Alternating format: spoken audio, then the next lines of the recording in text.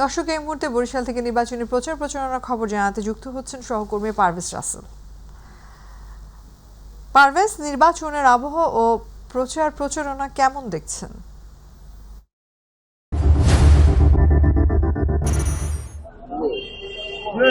যেমনটা জানাতে চাই, আমি এই মুহূর্তে রয়েছি বরিশালের ৬টি সংসদীয় আসনের সদর আসন ৫, যেটা সিটি কর্পোরেশন এবং সদর নিয়ে গঠিত। আমি রয়েছি নগরীর বগুড়া রোড এলাকায়। আপনি জানিয়ে রাখি একটু যে আসলে সকাল থেকে কিন্তু যিনি বাসদের মনোনীত প্রার্থী ছিলেন ডাক্তার মনীষা চক্রবর্তী, তিনি কিন্তু গণসংযোগ করেছেন বিএম কলেজ এলাকায়।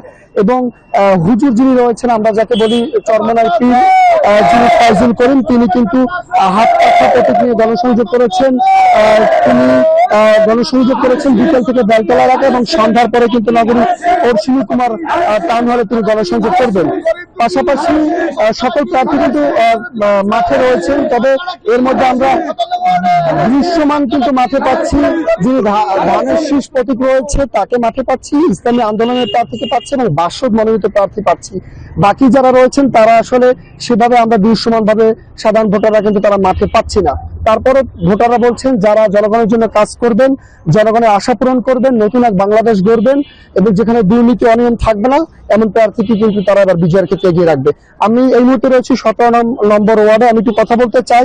এখানে নেতা কর্মীরা কিন্তু ধানের শীষ প্রতীকের যিনি প্রার্থী মনোনীত অ্যাডভোকেট মজিবুর রহমান সরোয়ার, তাকে বিজয়ের লক্ষ্যে কিন্তু ভোট চাচ্ছেন সাধারণ মানুষের কাছে, গণসংযোগ করছেন। কথা বলতে জানতে চাইবো যে প্রার্থী তো আসলে আপনাদের মনোনীত ধানের শীষ প্রতীকের মজিবুর রহমান সরোয়ার, যদি বিজয়ী হয় সেক্ষেত্রে এই বরিশালে নানাবিধ সমস্যা রয়েছে, কি কি সমাধান করবে এবং নির্বাচনী ইস্তেহার বা প্রতিশ্রুতি কি থাকছে জনগণের জন্য? বিসমিল্লাহির রহমানির রহিম। বরিশাল সদর ৫ আসনের জাতীয়তাবাদী দলের প্রার্থী মজিবুর রহমান সরোয়ার ভাইয়ের পক্ষে আমরা নির্বাচনী প্রচারণায় নামছি।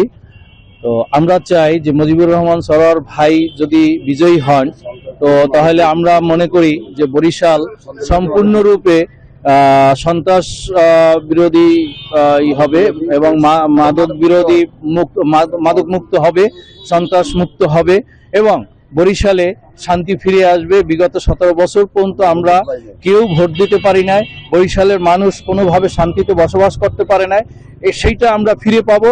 এই আশা নিয়েই আমরা মজিবুর রহমান সরোয়ার ভাইয়ের পক্ষে আমরা প্রচারণায় নামছি, ধানের শীষের পক্ষে।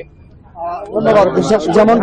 যেমনটা শুনছিলেন, আরেকটু ফিরিয়ে রাখছি যে সাধারণ যারা ভোটার রয়েছে তাদের পাশাপাশি নতুন ভোটার কিন্তু এবার বেড়েছে, প্রায় ১,৫৫,০০০ একজন নতুন ভোটার। তারা বলছেন যারা আর প্রতিশ্রুতি নয়, যারা করবে এবার দৃশ্যমান উন্নয়ন, থাকবে উন্নয়নের ধারা অব্যাহত, এমন প্রার্থীকে কিন্তু বেছে নেবেন। পাশাপাশি যে বরিশালে কিন্তু এবছর যে বিগত দিনের যে ভোট দিতে পারেন সেই যারা ছিল তারা কিন্তু বলছে যে এবার ভোট কেন্দ্রে যাবেন এবং নিজের ভোটকে নিজেই কিন্তু আসলে ভোট দিবেন ভোট কেন্দ্রে দিয়ে। তো আমরাও প্রত্যাশা করছি আগামী ১২ই ফেব্রুয়ারি একটি সুন্দর, সুষ্ঠু এবং নিরপেক্ষ নির্বাচনের মধ্যে দিয়ে যিনি জনগণের কথা বলবেন এমন ব্যক্তিকে তারা সংসদে নেবেন। তো আপাতত এই রয়েছে বরিশাল থেকে আমার কাছে প্রচার প্রচারণার সবশেষ তথ্য।